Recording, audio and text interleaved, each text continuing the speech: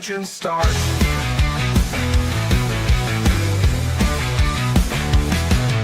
In-depth words cutting deep as cleats. Every play analyzed heartbeat by beat.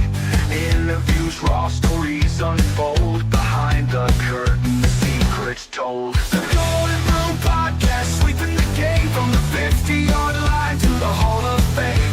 Breaking it down, tearing it apart. The Golden Broom Podcast, where legends start. Welcome in to the Golden Broom Podcast. I am your host, Cody Slavinsky, joined as always by Vandy Chris. College football is back. Simple as that. We got a dose of it the other day. We got to see Avery Johnson's dad and his brother have a fist fight in Ireland. That was fun. I mean, no better place to do it, by the way. I mean, if you're gonna have a fist fight, you got to do it when you're drinking Irish pubs, right? Amen. But no, a lot is going on this week, and we're about to see some really good football this weekend. But before we get into that, I just want to give a shout out to our sponsor, Chinook Seedery, the best sunflower seeds in the game. No sandpaper tongue, all natural ingredients, the best of the best. Go give them a view on their website, chinookseedery.com. Get you a sample pack. Try them out. See what you think. Or if you're at a Love's Truck Stop, they sell them there. But look, use promo code Golden Broom for 10% off your purchase. You won't regret it. I love their product. Yes, absolutely. The tastiest sunflower seeds you'll ever put in your mouth. That is true. That is very true, actually. I can't believe we're finally back. I mean, it's like, it feels like just yesterday we were talking about college baseball, and now here we are. It's football season. We're ready to go. We're pumped up. Even though today was a big day for college baseball for some teams, LSU reported to campus to start fall camps. It was nice to see everybody walking in, seeing the new roster, trying to predict who will not be on said roster coming up soon, or who will redshirt, who will not. Mm-hmm. Man, it's just crazy in sports right now, and I'm thrilled. But I have to tell you something I did, Chris. So have you seen any of the Toy Story movies? Just the first one. Okay, perfect. So Buzz Lightyear's his motto is to infinity and beyond, right? Yes. Okay. So my fantasy football team, I created a name for it, and I was very proud of it. To Agenti and beyond. Okay. And I think it is the best fantasy name I could have come up with for my work fantasy league. And I printed out a list of all the teams and what team it was, and I gave it to my boss, and I said, hey, I want you to pick the draft order. So he was thrilled about it. I have a very cool boss, super, super awesome guy. So he comes to my office, he sits down, he's like, all right, we're going to go over this. I'm really going to look into these. He didn't understand my name, and I was so disappointed in him. I mean, so disappointed. But once I showed him the picture and explained it, then he's like, okay, that's actually really good. But he said my other name that I used to use in fantasy leagues is better. 2 girls, 1 cup. That was a very good fantasy name. But no, some of the names of teams were just generic names. A couple of them were the ones that ESPN gives you when you sign up. But my favorite one is the Serbian Rampage. I'm like, that is so good. So good. The guy's from Serbia. So it made me happy to see that. But yeah, fantasy football draft. We're going to do that into this week. Very excited. But man. I actually did a college fantasy football draft on Fantrax the other day. Okay. And we have our first week projections. And out of 6 teams, I'm the second lowest on the projected points for the weekend. So let me ask you though, who did you pick? At quarterback, I took the guy that was 4th overall last year in fantasy points, Blake Horvath. Who? Blake Horvath. Oh, okay. That's not a bad one. He was 4th in overall fantasy points last year. I mean, he's going to get rushing yards, touchdowns. Yeah. and that's what I went by. Justin Tuggers. I love that name, by the way. That is Okay. fantastic. Okay. So, and then I got invited to an NFL one. We're supposed to do our draft this weekend at 12 o'clock on Saturday. I'm like, dude, no, no, you cannot have your draft at 12 o'clock on Saturday. It's kickoff Saturday, damn it. I say you're a little bit busy that day. A little bit busy, and I'll be in Chattanooga in a hotel with the TV going, and I'm taking my computer with me because it's an all-in-one. So I'm just going to take it down there, connect it to the Wi-Fi. I'll be watching football on TV, doing football stuff online. Yeah, I'm set for the weekend in Chattanooga, baby. Heck yeah! What y'all doing in Chattanooga? So, stepdaughter's birthday is next week on the 6th. Okay. The other stepdaughter is very pregnant and due at the end of October, so it's kind of like the last little getaway for her. And they're going to Comic-Con in Chattanooga. Nice. So after I get off work Friday night, we're driving down there.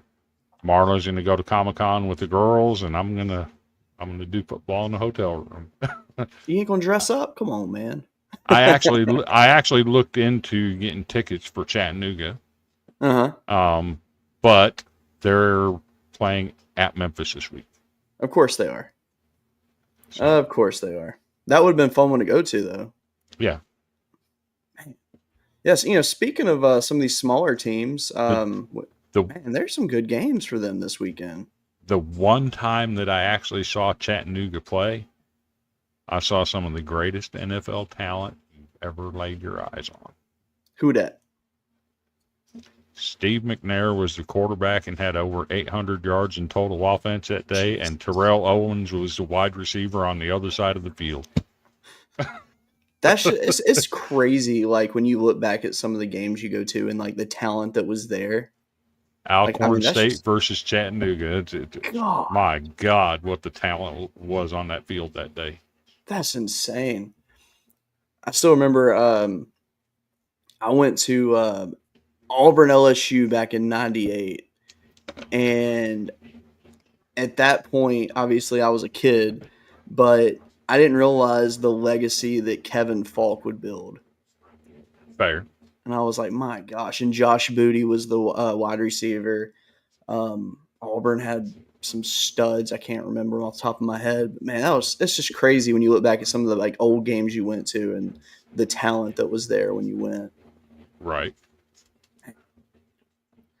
So let me ask you, what game this weekend to you sticks out? This not a primetime game, but, like, what's one of those games that you're looking at and you're like, man, that's actually kind of underrated this weekend? I actually have two of them. Okay. My first one is on Thursday night. Okay. A ranked team going on the road. Boise State going to Tampa to play South Florida. That is the one that I was going to say too. That one's got my interest.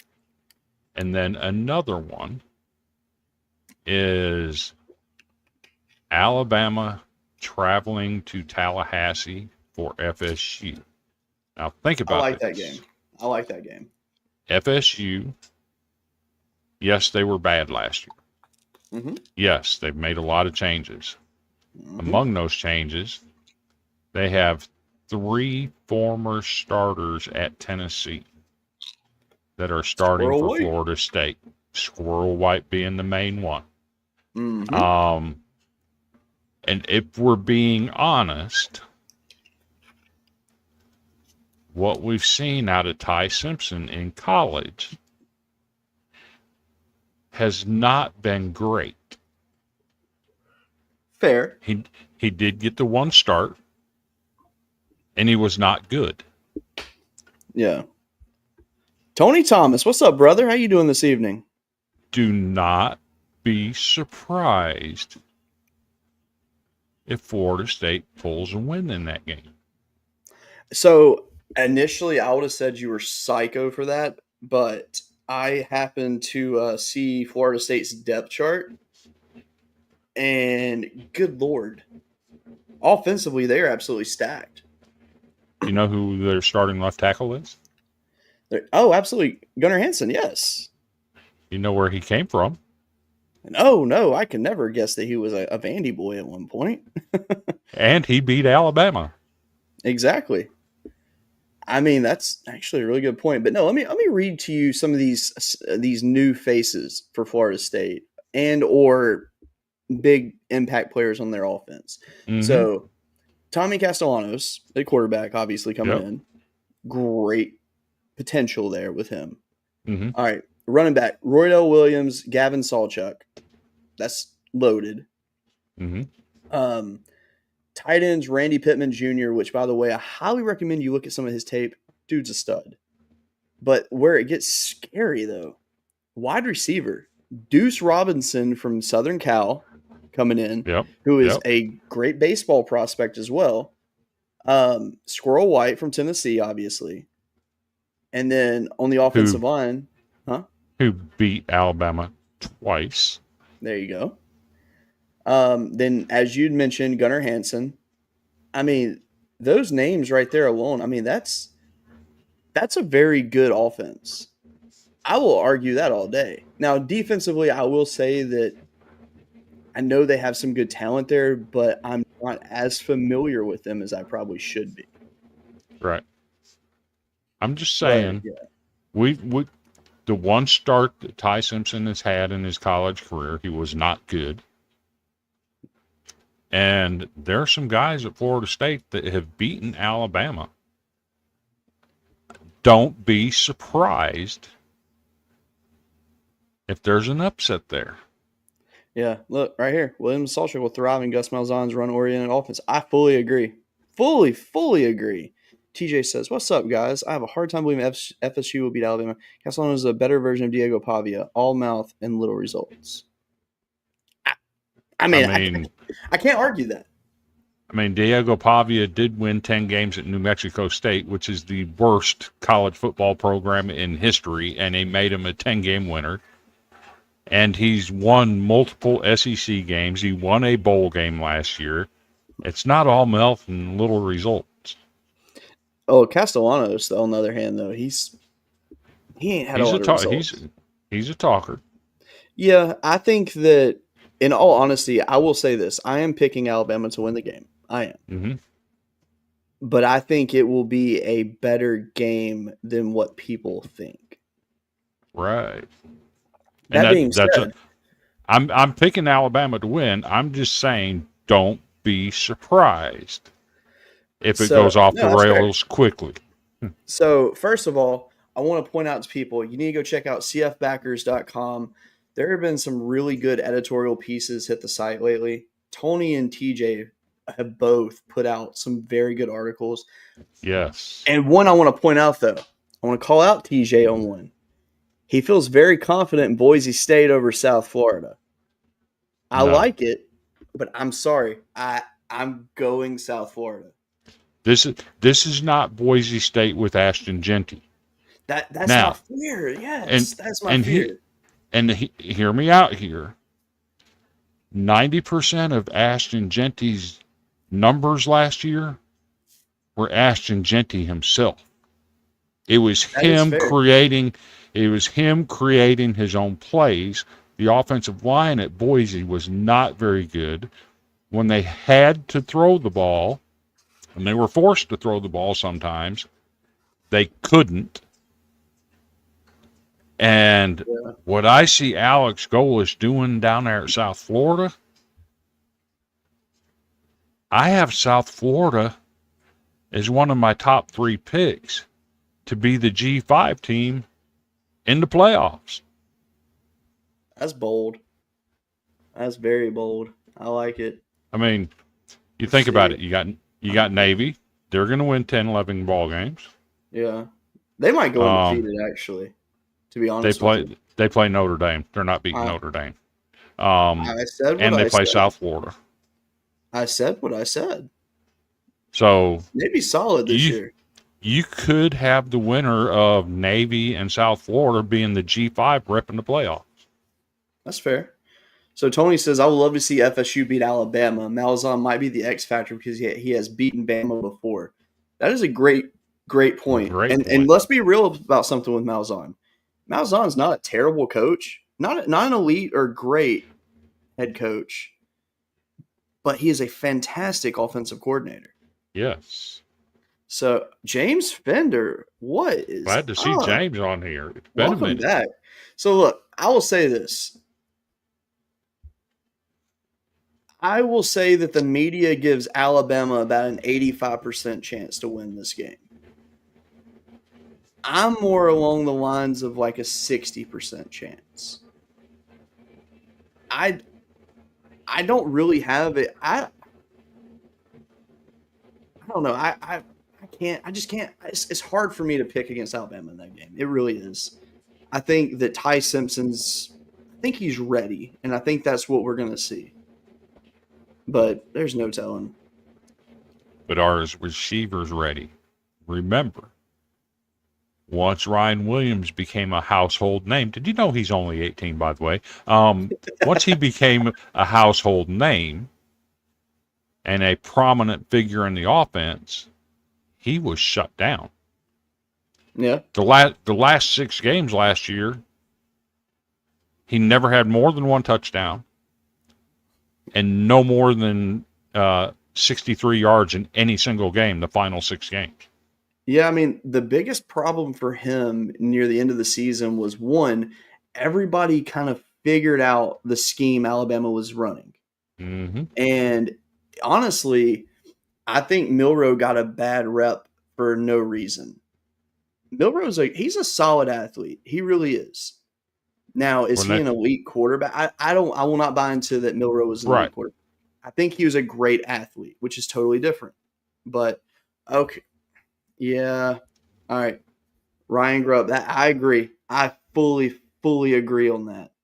I really do. Because, I mean, that is a game changer. But my question is this, though.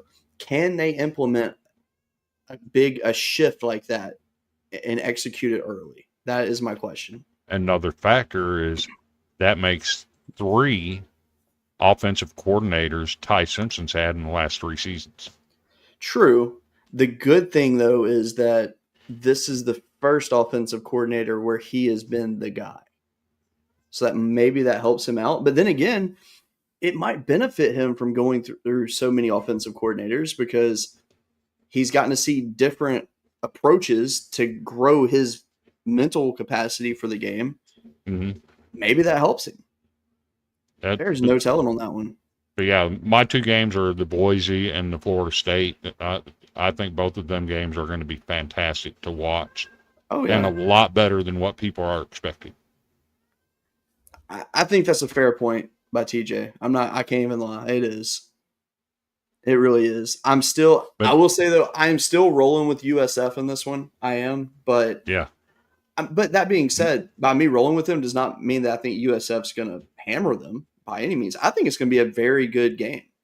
I think it's going to be a very close game. My question is, can the Boise offensive line protect Madsen when they couldn't protect him last year? Yeah. That's the question for me. Yeah. All right. So, Tony, let me ask you. All right, because I agree with you. I'm very skeptical as well. Now, do you feel the same about Arch Manning also? And I'm only asking that because I feel like myself, I've given a lot of criticism to Arch Manning because he's getting a lot of hype and he has not really had to face big opposition yet. I mean, yes, he played Louisiana Monroe and he did fine. I mean, they blew him out, but I mean, he had an okay game. He threw 2 interceptions in that game. I only memorized that because of the fact that I've written 3 articles about ULM where I've mentioned him in each of those articles. But against Mississippi State, though, he looked like a Heisman quarterback. I will admit that. Now, Mississippi State obviously defensively not the greatest last year, but I mean, he did get that experience. And then after that was more mop-up duty, just kind of fill in as needed. But I'm just I don't know. I'm on the fence with him as well. I think he will do fine. I think he's got enough talent around him to build up his status. That is So, fair. That is fair.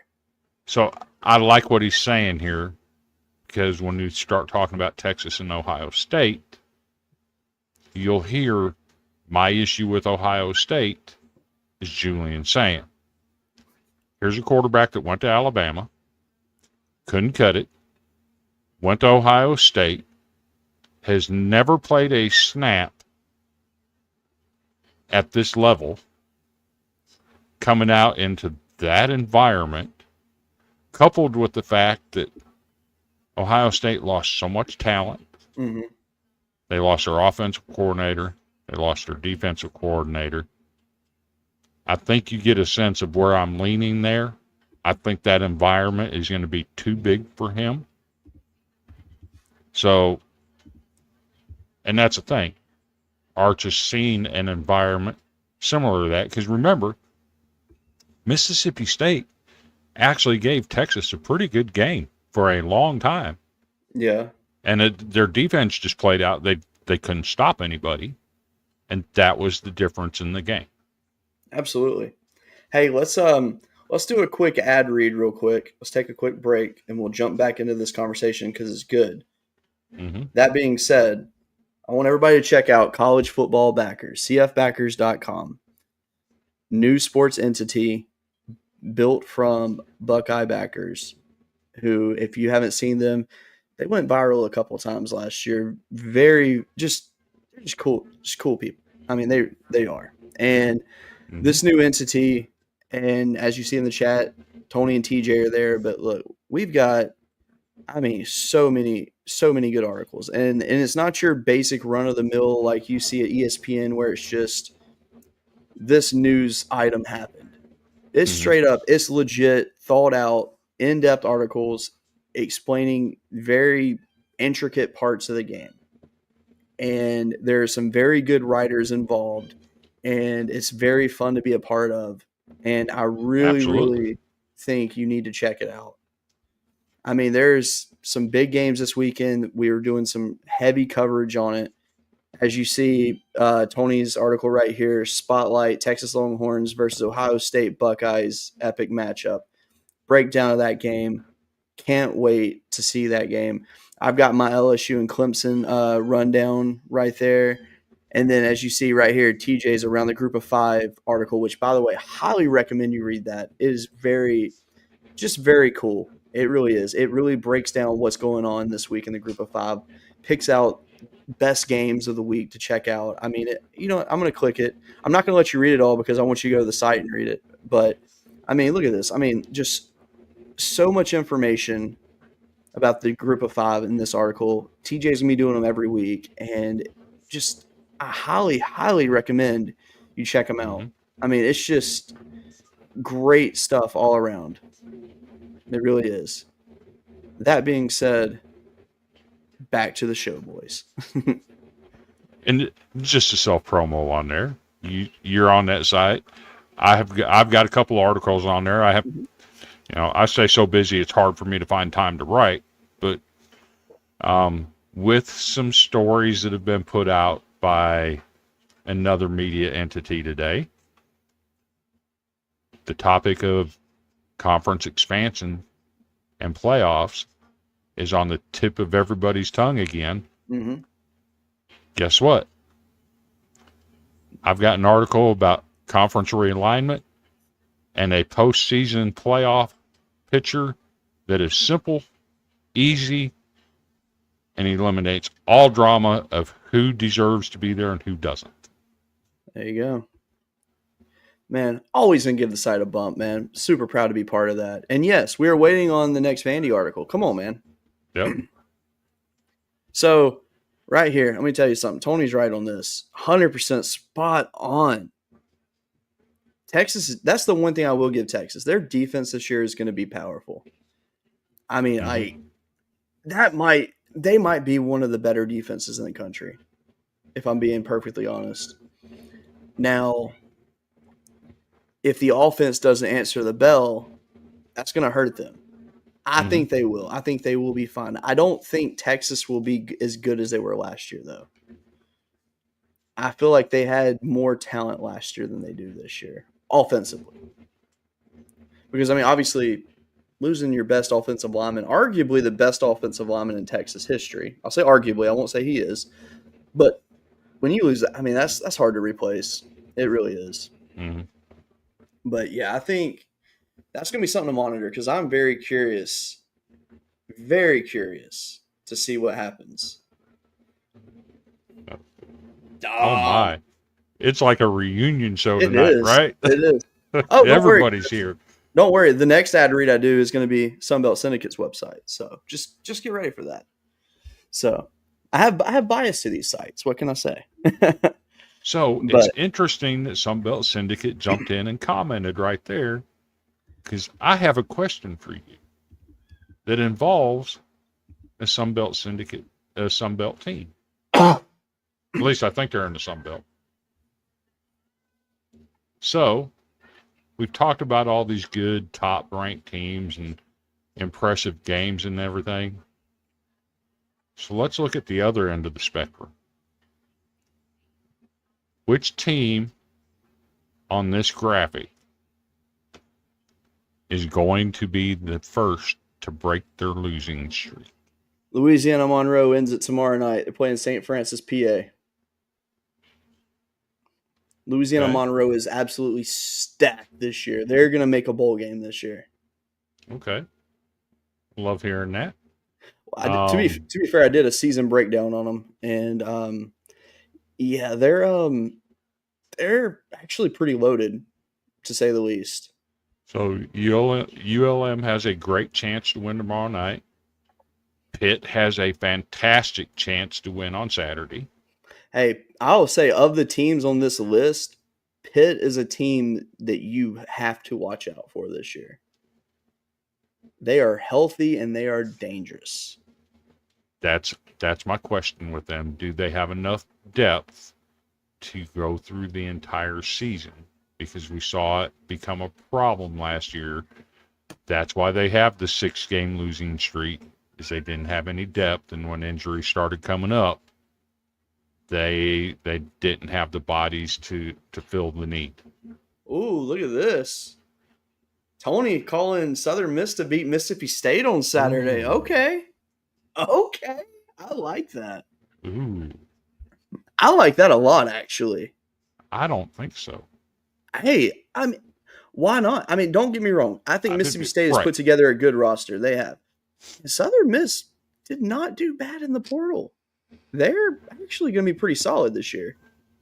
But the problem is, though, and this is one thing I pointed out when I was breaking down ULM's season, while ULM has a good team, for example, coming back, the Sun Belt is so loaded with talent this year that good teams are going to have bad records because everybody's going to beat each other, I fear. Could I mean, don't get me wrong, they're pretty top heavy in terms of like the elite of their conference. Mhm. But that every other team though is very respectable. Like it's not like this is the I feel like it's the most loaded the Sun Belt's ever been. probably. And maybe I'm wrong. But I don't know. I got a good feeling about that conference this year. I think, since you brought USM up, I think Mississippi State is the most improved team in the SEC. Based on what? Based on where they were to where they're going to be. Who's to I say think- they're going to get there, though? I think they beat Missouri. I think they beat Oh, Arkansas. Here we go. Chris, Missouri is going to win a lot of games this year. No, they're not. Yes, they are. No, they're not.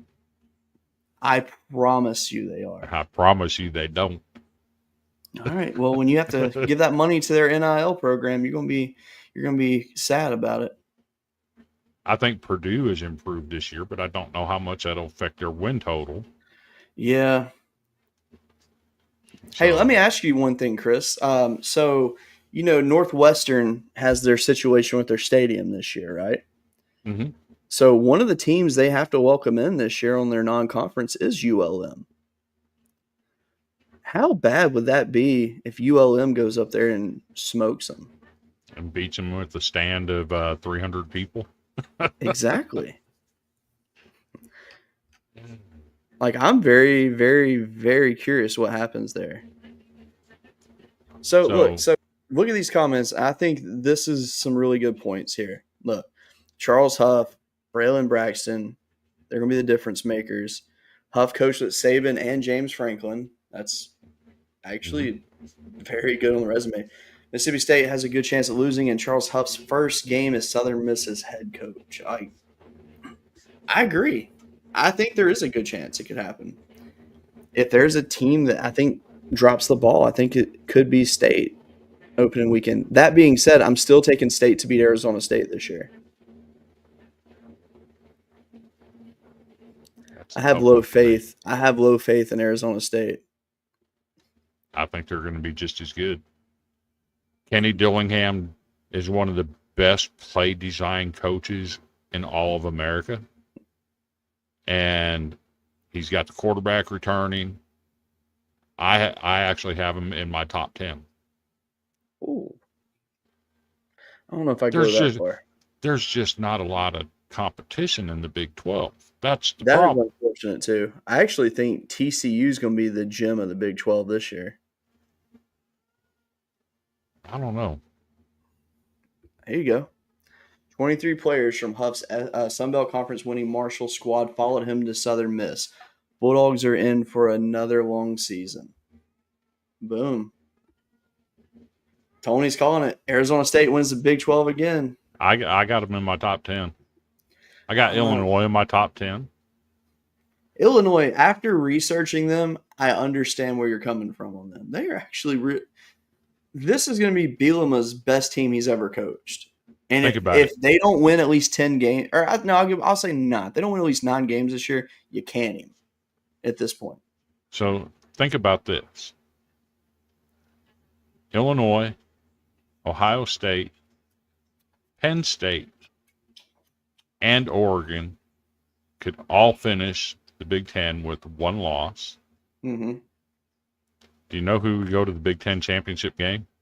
Who? Illinois. How was that? As something I heard earlier today, that something with the tiebreakers, if they all 4 end up with 1 loss, through the tiebreakers, Illinois would go to the Big Ten championship. Yeah. That's crazy. So I got 2 comments to address. So Tony's calling Southern Miss to win 8 games, 7-game improvement from last season. I like that. I respect that a lot, actually. Iowa State wins the Big 12. Been saying that for over a month. Rocco has the experience and the defense is solid. I have Illinois in the top 10 as well. Iowa State, I want to address them. Anyone that follows college football, do not judge Iowa State or Kansas State off of their game the other day. That's all I'm going to say. Because there is nothing that you can judge those teams on. Because that weather was terrible. No team could play in that environment and do well. Let's just be real. But guess what? That's part of playing football outdoors. Absolutely. What I will take from that, Iowa State, yes, they averaged 2 yards per carry, maybe 3. But guess what? They didn't quit. They just ran the ball and ran the ball and ran the ball and ran the ball some more. They controlled that game from start to finish. They did. I don't think it was near as close as what the score said it was. No, I agree with you on that. I mean, it was one of those things where mistakes were going to happen. When I saw the weather before the game started, I just was like, ugh, it's going to be bad. And because, I mean, don't get me wrong, you could see the flashes of like good in both teams. Mm-hmm. I think both of those teams are solid teams. It was just the conditions of the field. I mean, it was hard to play in that environment. But I think by them going through that early, I think it benefits them going forward.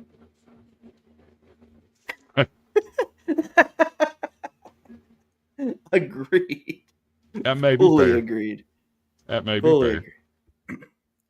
But yeah, I mean, let's discuss it this weekend. Who do you got on upset alert this weekend? TJ's gonna hate me. I was going to say the same team. Again, I'm picking Alabama to win it, but I do have them on upset alert. I have Tennessee on upset alert based on what I've seen out of practice and the films, the videos I've seen, and the stories that came out of Knoxville. Fair.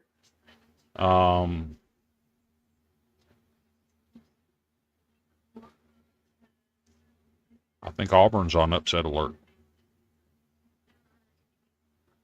And I don't know that you'd call that an upset. I wouldn't call that an upset. I think Auburn loses that game outright regardless. Because I've been paying attention to the stories out of their camp.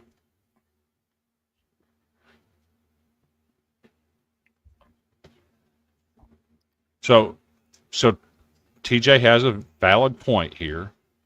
They did lose way too much.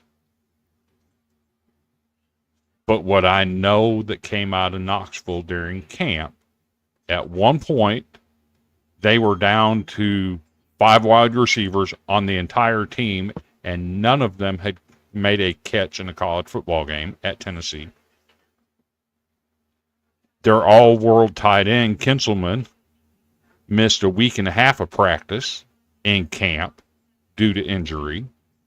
And by all accounts, the best quarterback on the team is your third-string quarterback who's not physically ready to play because he doesn't have the body to withstand an SEC schedule. You going into a game with a quarterback that led the FCS in turnovers last year. I'm not convinced. Yeah.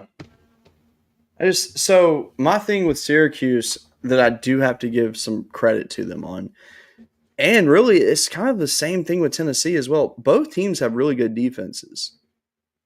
That's fair. Syracuse has a very veteran defense. Like their guys are old. When you talk about Tennessee defense, let's also not ignore the fact that one of their best players on that defense, Boo Carter, didn't practice for 2 weeks because he got his butt in trouble. See, here's the thing, though. Can you call it not practicing? Because let's be real. He was working out when he wasn't there. You know he was. That dude's too good of an athlete. I honestly have no worries about him. I think as long as he's back with the program, he's going to do fine. And then their best cover guy is a safety that's not going to play until at least week 3. Yeah. But one thing you have to consider as well is the fact that Tennessee does have some depth on defense. That is one area that I can say that if one man goes down, they've got someone to step in, and they'll be fine. I think offensively, the biggest issue with the Tennessee offense is nobody really knows what to expect. Okay, so actually I can just share this comment because this actually kind of will align what I'm saying. So look, Kitselman's back. Kitselman's the best tight end in college football. I'm arguing it all day. No, he's not. Is a player. Yes, he's fantastic. Eli Stowers is the number 1 tight end in college football, and the numbers prove it. Well, guess what? Numbers will prove that he's not number 1 this year. Book it. But we'll get into that later in the season. You'll see what I mean. But no, Kitselman's back. I like Kitselman because the dude he makes plays at the most random times, and they're always big. And so I respect the kid. Top 2 wide receivers are back at practice too. That helps them. Bishop and Lewis will surprise. So I will say this, Bishop, I think he's going to do fantastic. I think he is going to be great. I don't see any issues out of him. I think obviously replacing Sampson's going to be hard regardless because of just who he is. I think Bishop will be fine. I really do. And Aguilar, so with him, it's the problem. And it's like TJ said, he's not going to face the same situations. He's not. It's going to be completely different. And I feel that if he was not the best option, he would not be the starting quarterback. Their best option is George McIntyre, and by everybody's account that went to practice or wrote about their practice, George McIntyre 100% was the best quarterback on the team. Well, he's not physically ready to play. So there you go. So if he's not physically ready, he's not the best. You can be the best and not physically ready. Can you though? Yeah. And Merklinger, by all accounts, doesn't even know the offense. You just can't put McIntyre in harm's way. You can't. That's fair. I mean, I think the thing is, I mean, realistically, with Aguilar coming in, I mean, Nico wasn't great last year. So neither was their offensive line. Fair, but the offensive line has more experience now, a chance to grow. Tennessee's offense, they have a high ceiling. How does their offensive line have more experience when they lost 3 of their starters, including the best center in the SEC? They did, but they did well in the portal, and they have a good group coming back that was already sitting and waiting to go. That's fair. I have to see it. Everything I've seen now. That's fair. I mean, that's the problem with a lot of teams, though, right now, is you have to see it to believe it, because we don't know. The way that kids move around like they do, we don't know what's going to happen. I think with Tennessee, they have a very high ceiling what their offense can be, but they have a very low floor of what it could be. It's just we don't know, because when a new quarterback comes in, we don't know what to expect. And let's be real, losing Squirrel White, losing Brew McCoy, because he's going, right? Yeah, he's gone too. So, I think Brew could have been better for them. But Squirrel White, losing him, that sucks. It really does. But I think they will be fine. I don't think that they will be as good as they were last year as a whole.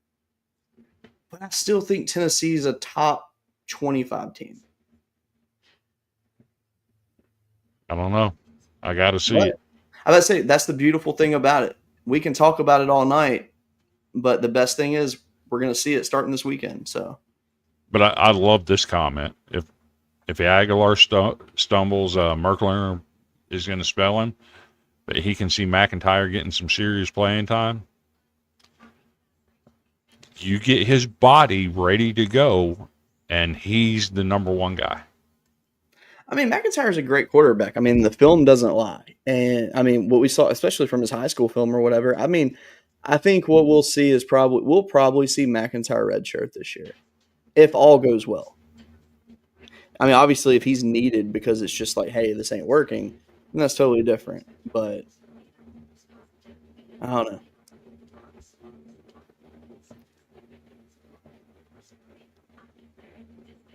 Ooh. Oh. All right, so first of all, this is a good point. Can we have an honest conversation about Josh Heupel? I think Tennessee must like him since he signed a big extension today. He got a 1-year extension. It wasn't big. I thought it was more than 1 year. I thought it was like a 5 year. No, he got 1 year extended today. Either way, extensions. Can we have an honest discussion about Josh Heupel? Sure. Remember what I said 3 years ago. In year 3, his offense goes backwards. In year 3, Josh Heupel's offense has gone backwards everywhere he's been. You look at his first 2 years at Tennessee, and what happened after year 2. Yeah. Alex Golesh took a different job, right? Yeah. They went from like 42 points a game down to 30 points a game in 1 year. Year 3, their offense went backwards. Last year, guess what happened? It took another step backwards. Is Josh Heupel the offensive guru everybody claims he is? I don't think so. I can't put last year's blame on Heupel, though. I mean, you couldn't have predicted that season to go the way it did. I mean, that was just unfortunate. But I will not put that on the coach. Nico I think it was more Nico. He didn't grasp the offensive style. Even still, the offense went backwards for the second year in a row. Yeah. I don't know. All right, so let's address this because I love this. So one thing I will say is I'm not as sold on Georgia as a lot of people are this year anyway.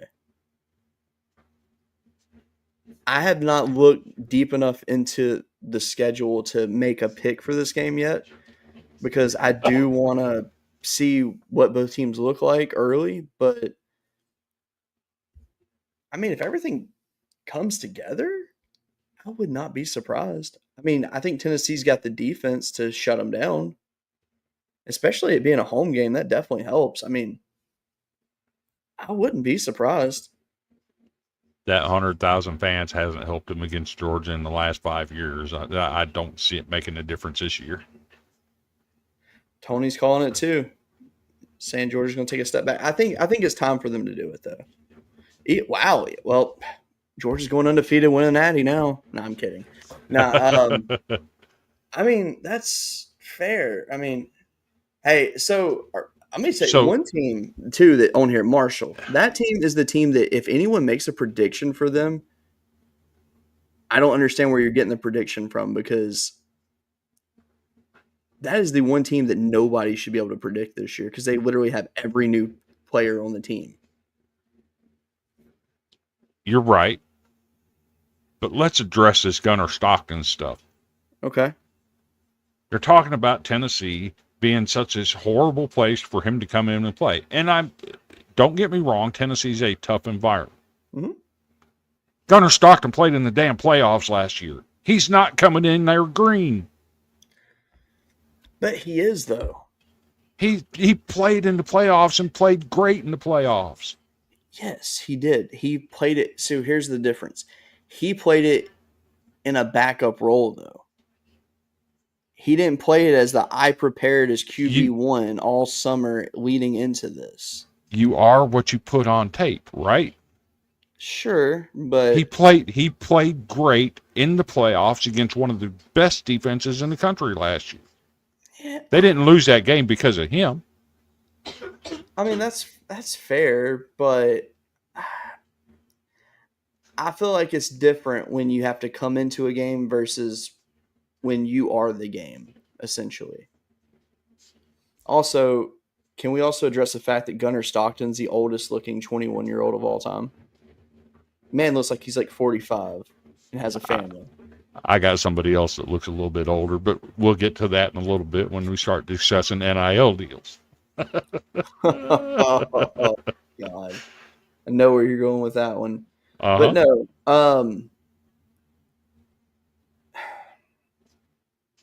I don't know. I don't know. I'm not sold on Georgia. Damn.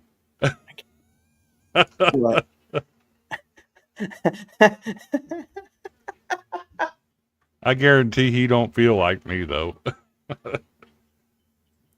Hey, did I just click the wrong one? Yeah, I did. Right here. Hey, this is a good point. Different kind of environment. That is a very, very good point. I've seen that place go dead silent in the first quarter. I've also seen those fans take over historic stadiums when they go on the road. I mean, I think the fans for that game are going to be completely it's different. It's a big game. You ain't going to be silent for that. Even if you're getting blown out, you're going to stay in it. I've seen Georgia make their fans leave in the first quarter. It ain't gonna happen this year. I think that game's gonna be a fun game, regardless. It'll be a fun game. I'm just not ready to call Tennessee's beating Georgia. This is a good point, and it's so weird to say that too, because I mean, The last time they produced an NFL caliber quarterback, don't look now, but the Los Angeles Rams backup quarterback is a Georgia quarterback.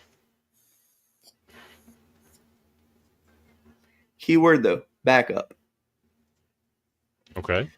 When was the last time Georgia produced a quarterback that was like a legit QB1 dominant in the NFL? By the end of the season, Stetson Bennett will be the starter of the Los Angeles Rams. But the thing is, Stetson Bennett's a system quarterback. Stetson Bennett will be the starter of the Los Angeles Rams by the end of the season. You heard it here first. I don't know about that one. I mean, the last real legit quarter. Nate said it right there before I could get off my tongue. Matt Stafford. He was what class? He was 08 when he was there. So I mean that's a long time. Which I mean, don't get me wrong. I mean, they've had some solid quarterbacks, but I'm with Tony on this. Like, come on, like Stetson. Look, Stetson was a good system quarterback that was surrounded by a lot of good talent. He was able to run the offense for them, but he's not a stud quarterback for the NFL. I'm just telling you, Matt. Stetson Bennett will be the starter of the Los Angeles Rams by season's end. And that may be because they have no choice, but I don't even think Stetson's a top 40 quarterback in the NFL. He won the backup job, fair and square. I mean, that's fine, but that's not saying much. I mean, let me pull up the Rams depth chart and see why he won the backup job. Now you got me. And most likely he'll be the starter of the Rams by the end of the year. Actually, right now he's listed as QB3 on the roster.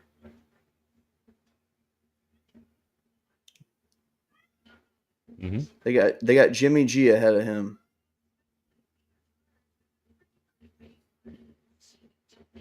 That being said, dang. The Rams are actually kind of loaded this year. Good Lord. They also have Matt Stafford listed as number 1, and he's out. Fair, but he will be back, right? What I'm seeing is at least 10 weeks. That's the last I saw. He's going to be out at least 10 weeks. He's got a bad back. Jimmy G's the starter. Let's see.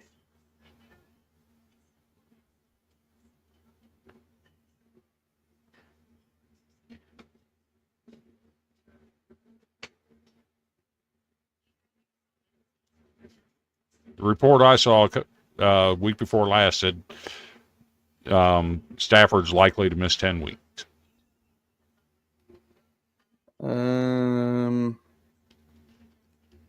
Right here it says the Rams believe starting quarterback Matthew Stafford is on track to be healthy and start week 1 after struggling throughout camp with a back injury that stubbornly refused to follow his or the team's recovery timetable. But Stafford is 37 years old and has dealt with back issues in the past. To his credit, he has found ways to play through them. My understanding is that this isn't something the Rams expect to sideline Stafford for a long period of time or affect his play early in the season. But that already affected his play. It is something that will need to be monitored and managed throughout the season. So, yeah. So, I mean, if they feel like he's going to be good week 1, I mean, I don't buy it.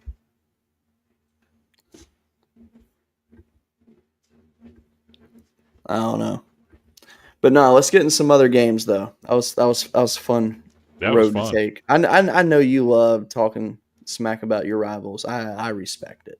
I consider Georgia a rival of Vandy because why not? I'm in a good mood to do that tonight. So let's look at a couple other games real quick. So one that's been mentioned in the chat, Notre Dame, Miami. I'm going to agree with. I'm going to agree with Tony. I think Jeremiah Love just gonna be nasty. He's gonna just destroy them. You ain't This stopping might him. He's just good. this might be Notre Dame's best defense to date. And that's scary to say because they were absolutely dominant last year. Yes. But I agree. Now- I think. But now the biggest question though is their quarterback position. Obviously, new quarterback coming in. That's never easy to replace. So Turn around and hand the ball to the best running back in the country. absolutely, absolutely. Welcome in, my friend. Welcome in. You missed it. We pulled the whole website up and everything, and did a whole scroll through and advertised it and everything. It was beautiful. And then we started arguing about Tennessee. I'm just waiting on Cody to change his Twitter handle. Refuse. Will not change that Twitter handle. I have one made for Tiger backers. Okay. But I'm waiting for the perfect time for me to release my first tweet on there. Oh, you gonna wait until they play Vandy and you're gonna come up to Vandy backer? Yeah. Nah. So what my plan because I haven't actually shared it with anyone my plan for that page. So I have not posted a single post on there. I have simply made it. I followed a few pages, let people come and follow me, get me a little bit of a building. And it's crazy. So, well, here, I'll show you what I did. Give me 1 second. I'll pull it up real quick and show you how I did it. It was awesome. So watch, I'm going to go here, hit share screen, college football backers, share. So yeah, boom. Get on the site, get to show everybody the beautiful look of it. That's pretty. I'm going to be honest, this looks really good. I That love is this pretty. so much. I love the way the articles are set out with 3 wide like that. It looks professional. And let me tell you my favorite part though. The top bar like this. I don't know why, but I absolutely love this. I love there's a search bar where you can search for a team. Like, look, watch this. Texas. Boom. Okay. Look at this. Anything that ties to Texas or has any mention of Texas in it is going to be brought up. It's fantastic. So I mean, what I like about it, and I don't know if it's because of your computer settings, but the blackout look. Yes. Which, to be fair, could be. I personally, everything I do, cell phone, computer, everything, I have it on dark mode. Same. Absolutely same. But yeah, I just looking. I just love the look of the site. It's very professional. It looks very good. So I'm going to go ahead and say it. I'm not going to mention any names, but I'm going to go ahead and say it. Some of us may or may not have been involved in another website last year, and this website, I'm telling you, looks 100% better. It's cleaner. It's easier to navigate. Appreciate what the Buckeye backers and college football backers have done and put together. Go check them out. I love it. I love it so much. So much. But yeah, looking at this weekend, there's a few games that we probably need to address. Okay. So I know obviously Texas, Ohio State's a huge game this weekend. And we've kind of already talked about it a little bit. I think Texas wins that. I think Ohio State wins it. But to be fair, we've both kind of discussed this previously. Like, I'm high on Ohio State this year. I really am.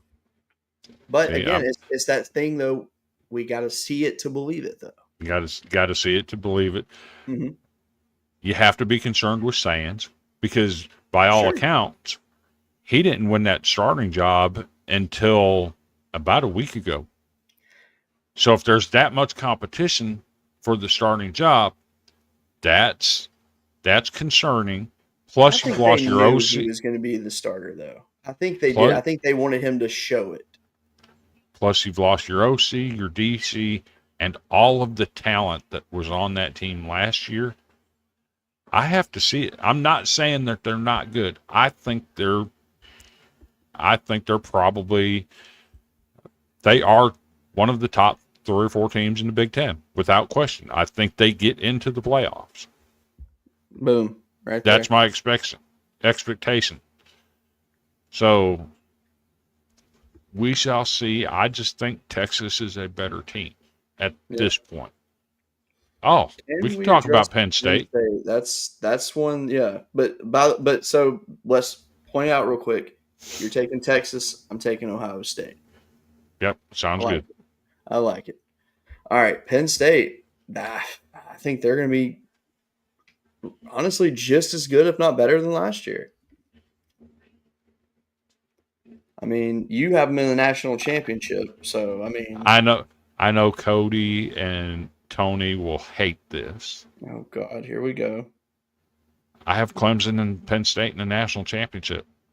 I mean, I think that's a fair pick, though. I think it is. Penn State getting to the semifinals last year was a year ahead of schedule.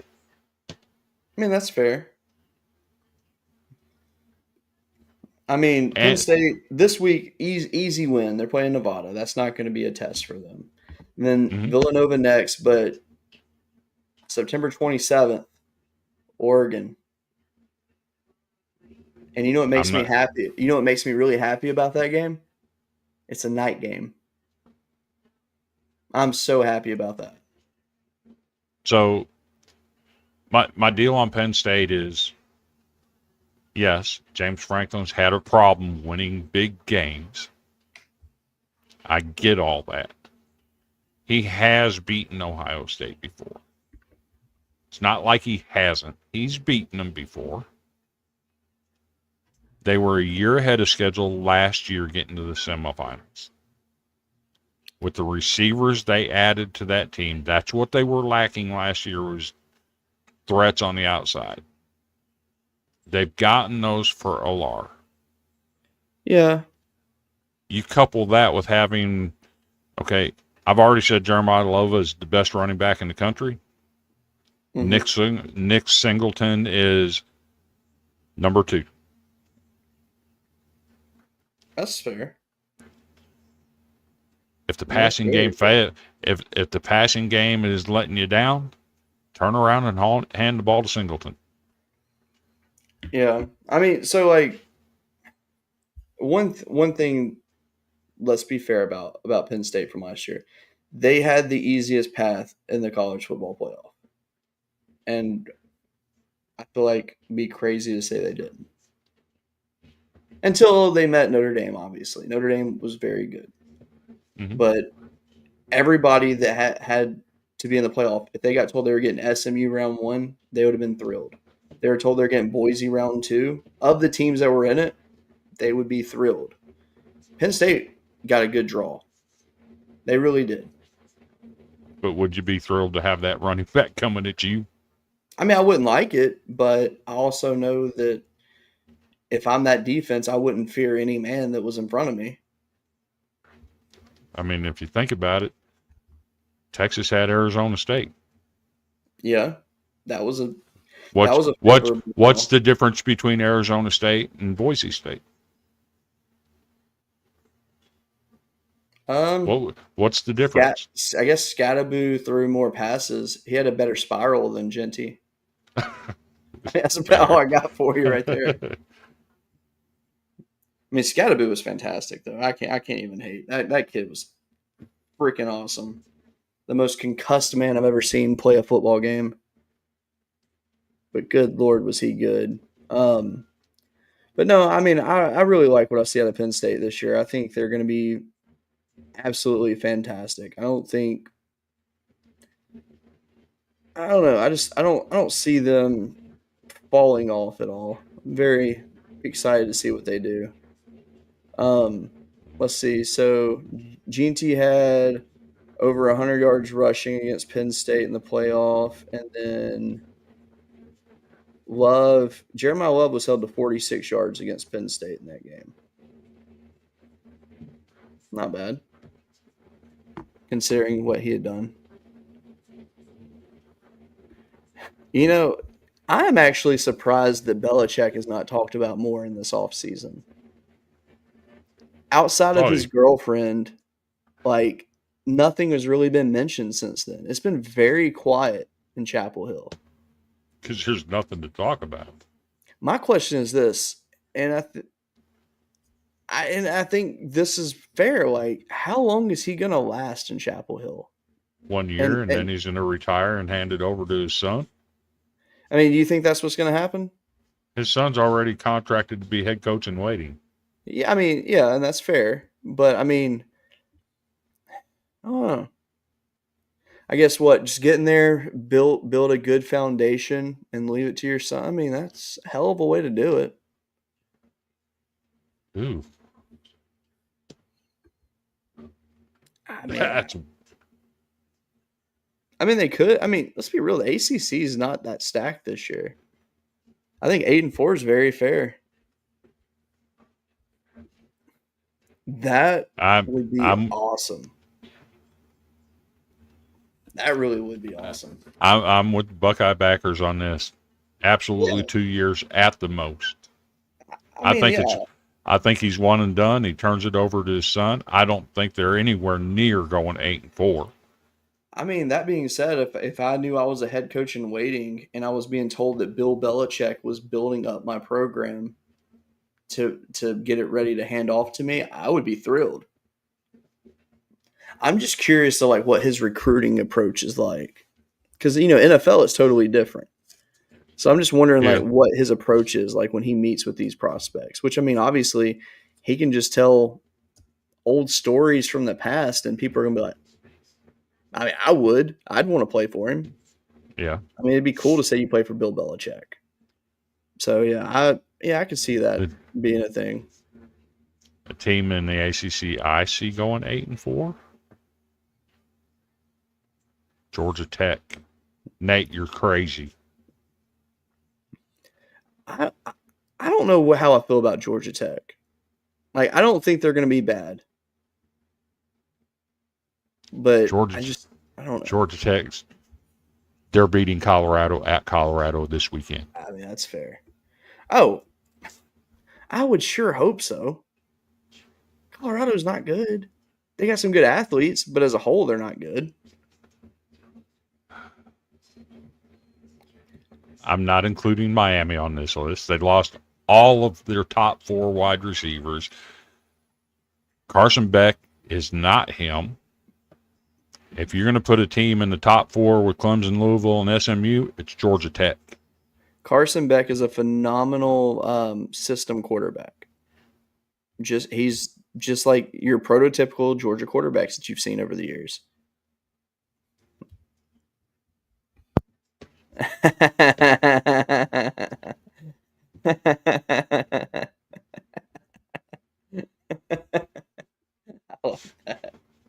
I like that a lot. So, since it's pick on people time. Oh God! Can we pick on somebody? I'm all for it. So I got to ask everybody, what is the worst NIL deal Hey, what's up, buddy? you have ever seen? What do you think it is, Cody? I mean, realistically, though, I think some of the worst ones I've seen. I think Ryan Williams getting sponsored by some like nail polish. Fingernail polish. Yes. Yeah. But, I mean, I get it. Don't get me wrong. I totally get it. I get it.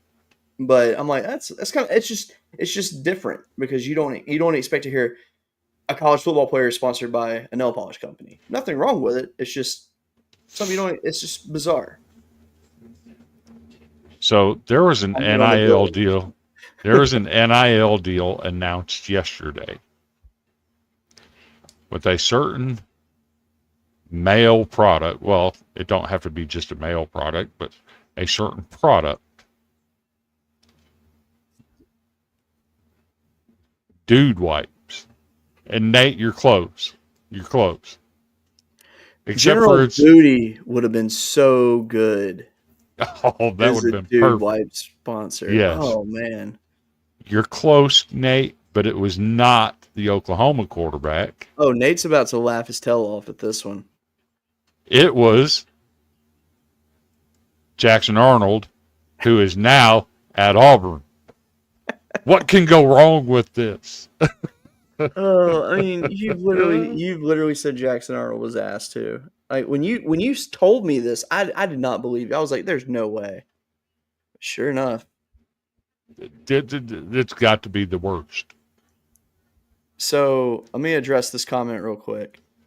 I think Troy is going to be great as well, and I am actually about to submit a season preview of them that I'll be sharing with you guys very, very soon. That man, they've got too much talent on that team. I mean, that's another one. Oh man. Hey, why don't you pull up the TV schedules, by the way? TV schedules, that's a good one. If you're in for watching college football, and we hope you are because that's why we're all here, right? TV schedules. Check this bad boy out. There's 3 slides to this. Holy wow. That lists every game, what time it's on, what channel it's on. That's crazy. So here's my big question. Well, first of all, is there any update on if YouTube TV and Fox? Yeah, okay. Well, there you go. Popped up right as I was saying it. Yeah. So did they officially drop them? I can address that. So what Fox is trying to do is raise the price that they're charging YouTube TV to carry their product. YouTube TV is telling them, no, we're not going to increase the cost because you want to charge more. It's all a negotiation plea. Happens all the time. That's why you always saw channels on DirecTV or Dish Network disappear for 2 or 3 days, and then they'd be back. It's a negotiated deal. I'll take it. Hopefully they get something long-term worked out. We shall see.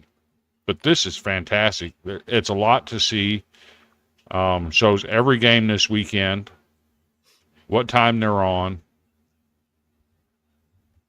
It's even got Bethune-Cookman and FIU. Streaming only. Okay.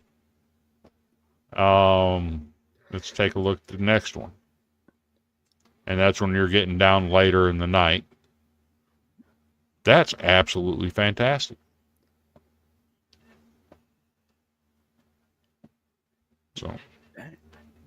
So I'm going to go ahead and give an advertisement shout out real quick that we're not paid to do this, but there are new ways to watch college football this year that can save you a little bit of money. So Fox actually has their own direct-to-consumer app called Fox Go, and you can get all the Fox channels. You can watch all the games, whatever you need to do. I think it's $10 to $20 a month range, something like that. But ESPN finally released their direct-to-consumer. With that package, you pay $29.99 a month. You get every channel ESPN offers, including ESPN Plus, and you get Disney Plus and Hulu. To go ad-free, you pay $39 a month. By doing that, if let's say you get both, let's say you just do the $29, because see, here's the thing, live TV, you have to watch commercials regardless. So it is what it is. So you pay $30 there, you pay $20, so you pay $50. Excuse me. Odds are most people probably already have Paramount Plus, which plays CBS. Peacock does the NBC games. You don't need cable anymore. You legitimately don't. And you can get all these streaming platforms, not have to worry about updating or upping your cable package to get the extra ESPN channels. And you can get all this for about $60 to $70 a month and have all your games covered. You're right. It's kind of nice. I've just heard I'm not doing to discredit the ESPN app. I've just heard bad reviews. Thanks, Tony.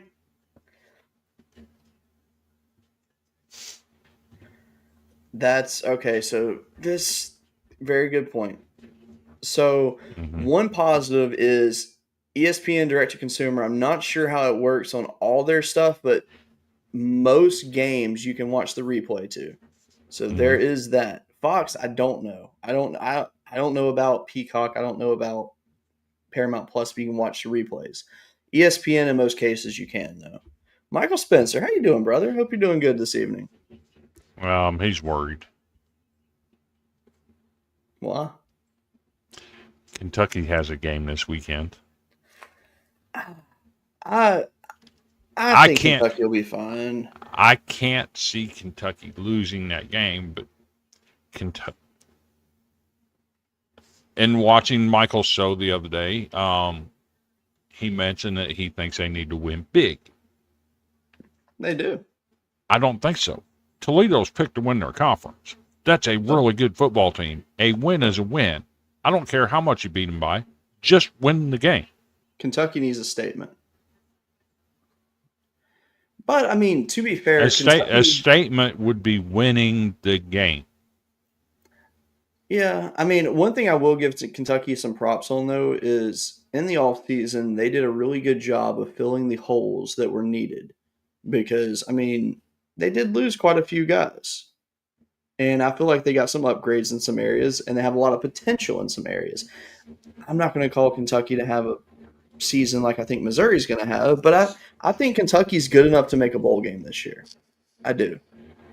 I don't. You got the oldest player in college football. Who? Zach Calzada. He's the oldest now? I believe he's in his 7th season. Oh, I thought that kid at Miami or somewhere down there in Florida was like 28 years old and still going. Yeah, Zach Calzada's this is his 7th year. The one positive about Calzada, though, is if he can stay healthy, he can be a very good quarterback. He couldn't cut it the last time he was in the SEC. I think they'll be fine.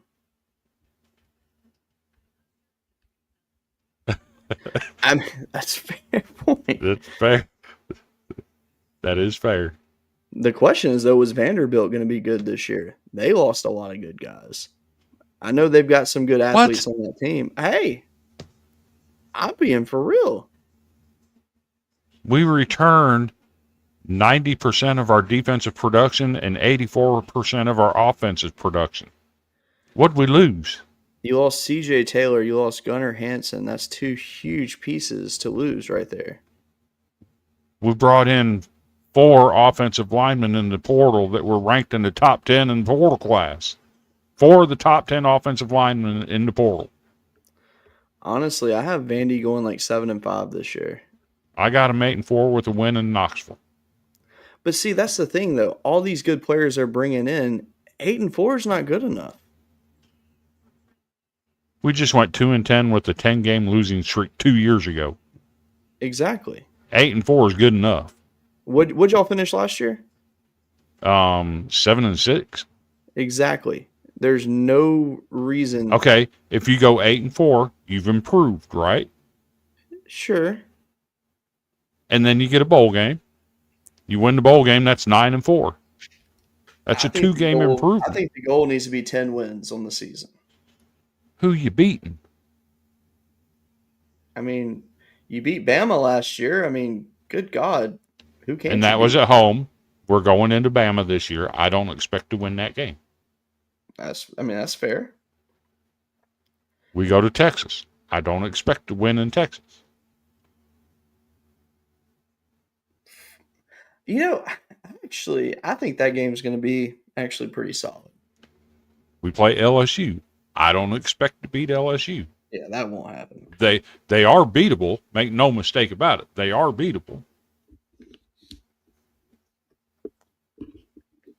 I have a feeling next week on the show, I'm either going to be the happiest man in the world, or you're just going to see my hat just welcome in.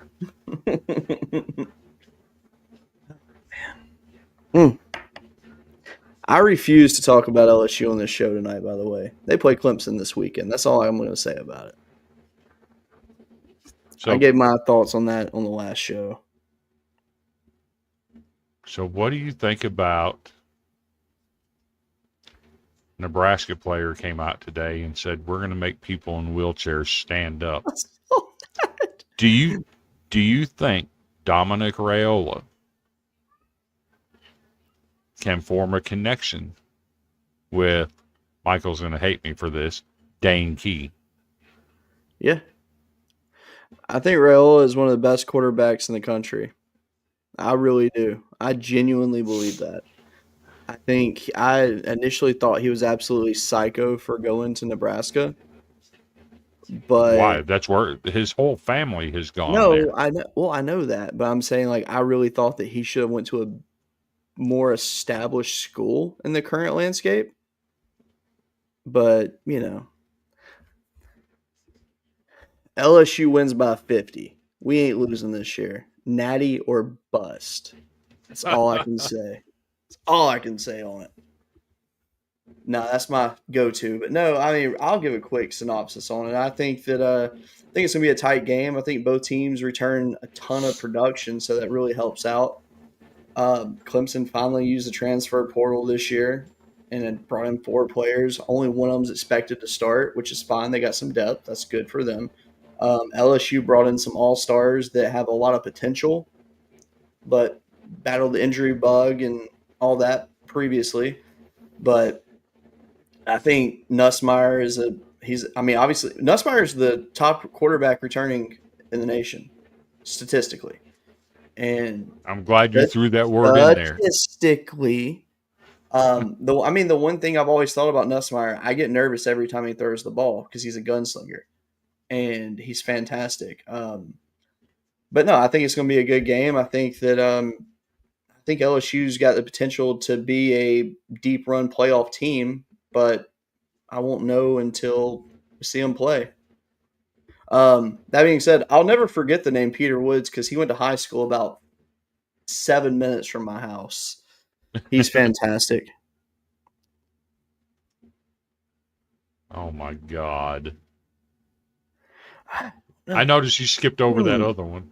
Oh, I'll go back. I'll go to that one soon. Trust me. Oh, you mean from cfbackers.com in that wonderfully written preview of the Clemson LSU game. Fully agreed. I think Brown's going to be fantastic this year. The only thing that's going to hold him back is that the depth chart at wide receiver. There's so many guys. Like, I don't know how they're going to get them all on the field. There's a ton of talent there. Like, I'll be honest, I was genuinely shocked that he even came to LSU. I'm happy he did because I think potential's through the roof for him. But when I look at, we're gonna put 3, maybe 4 receivers on the field at a time, and I don't know if he's wide receiver 4. And that's not saying that he's not good enough to be. It's just that they just have so many guys. Like I don't know how they're gonna sort that out because they have so many receivers that need to be on the field. He's one of them that definitely needs to be on the field. Let's talk about Barryon Brown. Oh God, I knew you were gonna say that. I watched him for 4 years in high school. We've watched him at Kentucky. Mm-hmm. He hasn't earned the nickname in Middle Tennessee Brick Hands Brown for nothing. He led Kentucky in drops, which, if you're dropping it, you're not really that effective as a wide receiver. Now, where he's going to make his impact is on special teams as a punt returner and a kick returner. He's explosive.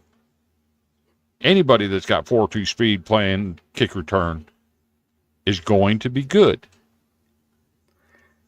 But if he gets on the field offensively, now you got another problem because he's got a history of popping off on the field and drawing penalties against his team because he can't control his temper.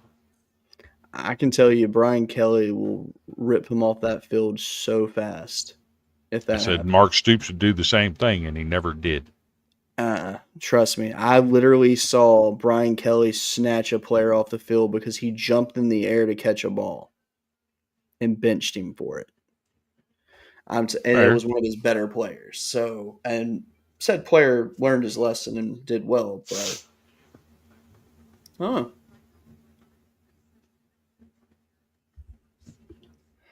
I think you mean Arch here, but yeah, I think it is just a name. The thing is, I think Arch has the potential to be good, but one thing I want to say is the fact that I've never seen him be great.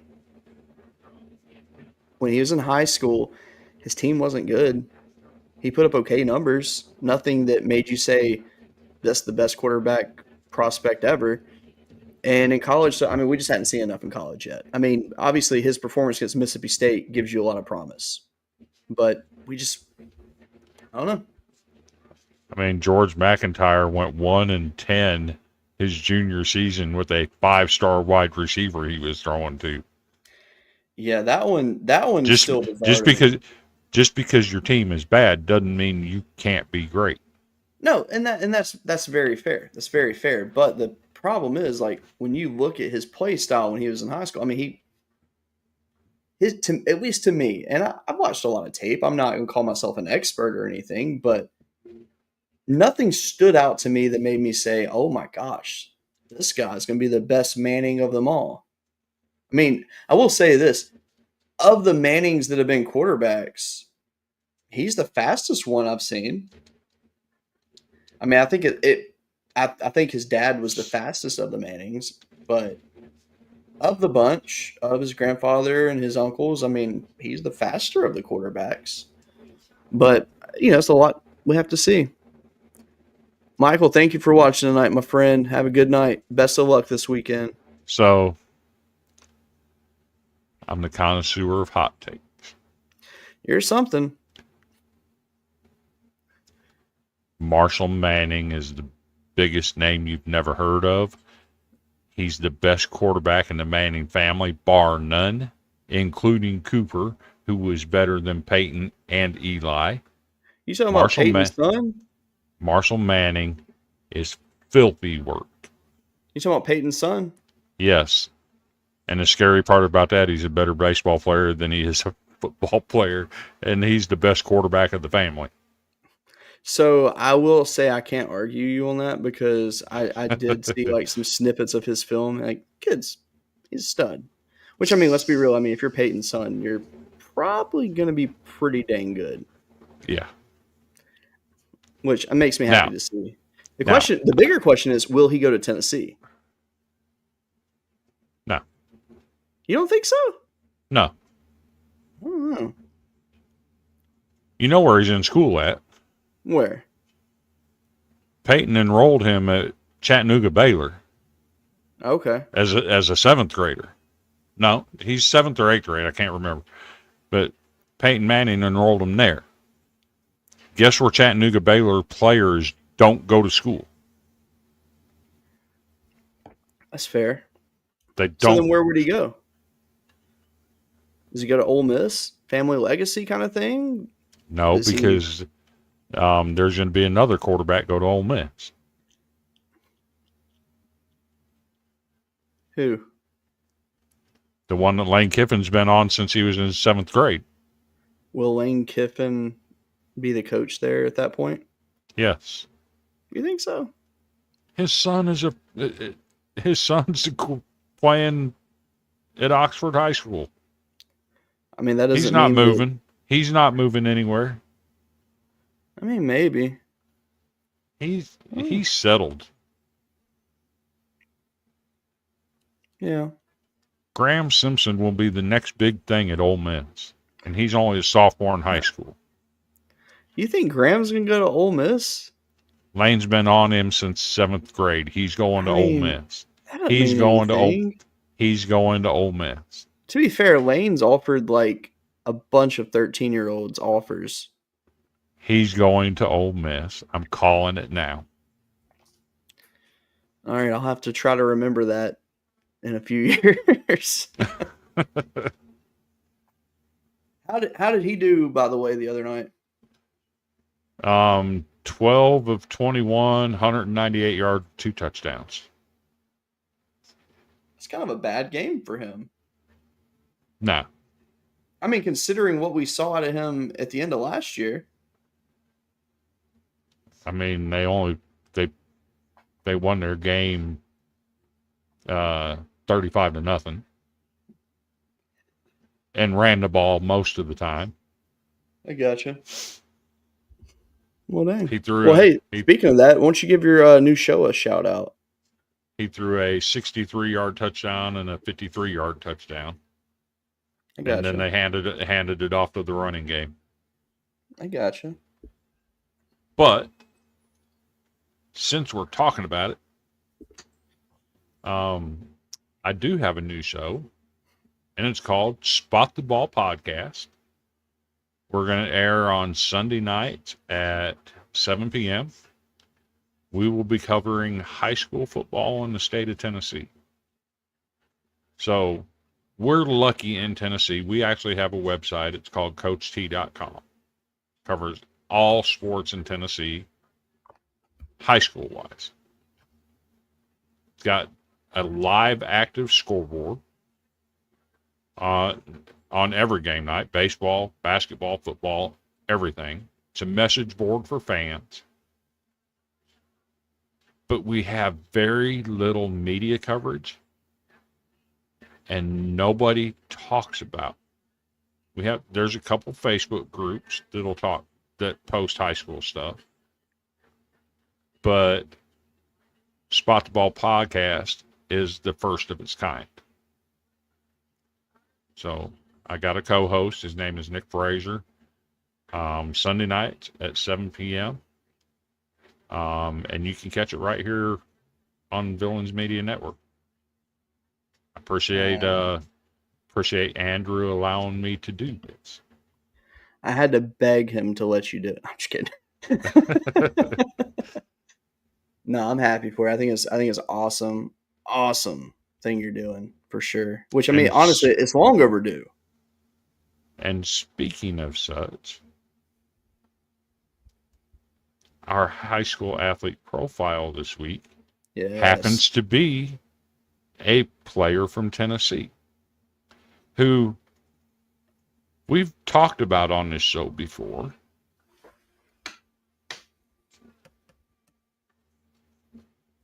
That was weird, Cody. It was. No, I saw something move and I was like, what is that? I think I'm drunk. I don't even drink. So I think Buckeye backers might remember this. I think they were part of the previous network we are on when we interviewed this kid. His name was Benjamin Franklin from Cornersville High School right here in Tennessee. He now plays at Navy. His senior year, he was up for Mr. Football in the state of Tennessee. His main competitor happened to be a sophomore that year. His name is Mason Taylor from West Creek High School. He's now a senior. 13 carries, 346 yards, and 4 touchdowns. And 247 will put him as a 1-star recruit. This kid went nuts on Friday night. So I haven't looked that deep into it to see where that stacked up nationally. I do know there was one other kid in the state of Tennessee that had 349 yards, but he also had 23 carries. He had 10 more carries. But this kid right here, I've been following him for 3 years. Absolutely stud. I mean, that's just unheard of. Hold on a second.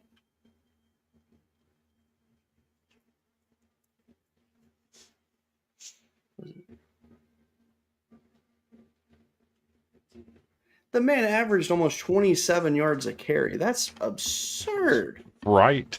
Good God. And you're scoring a touchdown every third time you carry the ball. I mean, that's not fair. That's nuts. I'm curious to what his recruiting looks like after that game. 'Cause that's just, I mean, that's not fair. Man. Also, Chris, I have some good news. The most viewers that we have tonight, or at least of what's recorded viewers that we will see, have come from our Golden Broom Podcast X page. Okay. That makes me happy. I will too. Which, I mean, obviously, for some reason, StreamYard does not ever record the accurate viewers. So I've learned now, I looked it up online, that said essentially whatever your viewers show, double it. And that's probably what you have currently. So I was like, all right. So all 7,435 of you that are in here, we appreciate it. But no, it's been a good show. I'm very excited. We haven't really officially decided like what our night is going to be to record, but I mean, Wednesdays seem good. Wednesday seems good. Maybe we should do Sunday as well. After I get done with my high school show? Of course. Okay. I'm down for it. Or we do a late night Saturday show after all the games. You can do that too. Wouldn't mind doing that because we got to figure out a new medium. It's all good. I'm excited regardless. I'm actually glad we're not doing Fridays anymore. Yeah. Because it's just, I don't know. I mean, I think now it would probably do better, but it just, I don't know. It was not getting the views that I thought it was going to get. Mm-hmm. But it's all good. Nate's got a good point there. Sundays are a great day to talk NFL as well. And that's pretty much what we would do anyway. Because, I mean, notoriously, we've talked NFL on here, so that'll work out good. Let me say it now. Oh, God. The dumbest move the Tennessee Titans made was waiving Xavier Restrepo. Wait, they did what? No, they did not. Yes, they did. Why? They kept Van Jefferson and waived Restrepo. I'm like, what are you doing? Well, Jefferson's such an athlete and physical specimen. Do you want an athlete on your team or do you want a playmaker on your team? I'm actually genuinely shocked. All Xavier Restrepo did in the preseason was get open and make plays. That's all he did. I bet Cam Ward was not happy about that either. So I haven't looked today to see if he cleared waivers. But if he did, and they add him to the practice squad, I'm telling you, this cat is going to be on the 53-man roster at some point this year and likely may end up being a starter. All right, yeah, Nate's right. He did get signed to the practice squad. That's another dumb move. They had Gabe Judy Lally. Played corner for him last year. Was second string guy. Well, played safety for him. Second string guy. They cut him today to sign a rookie. Why? Why are we doing this? I don't know. Hey, so I gotta hop off because my kid just woke up and is staring at me like she's gonna harm me.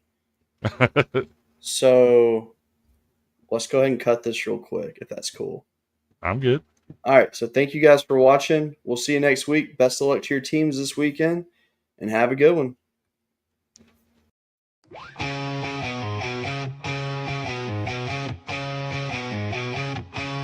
On the diamond where they play, sweeping competition.